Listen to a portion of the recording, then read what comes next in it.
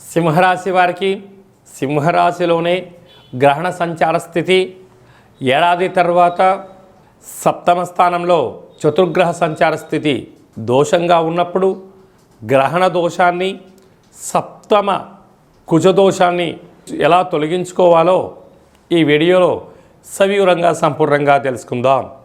సింహరాశిలో ఏ నక్షత్రాలు వస్తాయనగా మఖా నక్షత్రంలోని 4 పాదాలు, పుబ్బా నక్షత్రంలోని 4 పాదాలు, ఉత్తరా నక్షత్రంలోని 1 పాదం కలిపితే సింహరాశి. రాశాధిపతి రవి భగవానుడు. రాశిలోనే కేతు సంచార స్థితి ఉన్నప్పుడు పుబ్బా నక్షత్రంలోనే చంద్రగ్రహణం జరుగుతుంది కనుక ఈ యొక్క సింహరాశి జాతకులకు, సింహలగ్న జాతకులకు గ్రహణము చూడరాదు అని చెప్పి జ్యోతిర్విజ్ఞానం తెలియచేస్తుంది.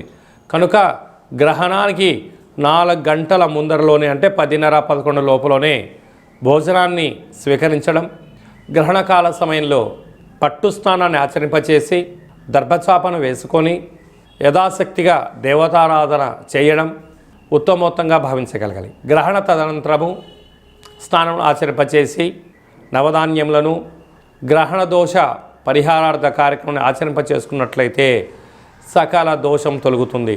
సప్తమంలోనే రాశాధిపతి రవి భగవానుడు, అలాగనే రుణరోగ శత్రుకారకుడు కుజుడు, కుజదోషము, బుద్ధికారకుడు బుధుడు, వాస్తు నరదృష్టికారకుడు రాహు సంచారం చేయడం వలన సంపూర్ణమైనటువంటి కొన్ని విషయాలలో ఆవేశం, ఆందోళన కలుగుతూ ఉంటుంది.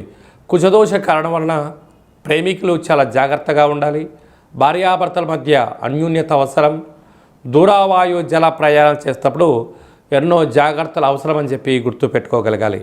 అదే కాకుండా విశేషంగా అష్టమంలో శని భగవానుడు, అక్కడి శుక్రుడు కూడా సంచారం చేస్తూ ఉన్నాడు కనుక దూర వాయు జల ప్రయాణాలు చేసేటప్పుడు ఎన్నో జాగ్రత్తలు అవసరం.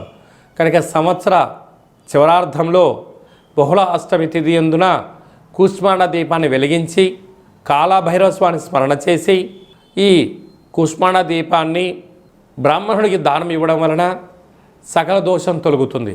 ప్రభుత్వ ఉద్యోగస్తులు, వ్యవసాయ సోదరీమణులు, సాఫ్ట్వేర్ ఉద్యోగస్తులు, అనేకమైనటువంటి కార్యక్రమాలు చేసేవారందరూ కూడా ఎంతో జాగ్రత్త అవసరమని చెప్పి జ్యోతిర్విజ్ఞానం తెలియచేస్తుంది.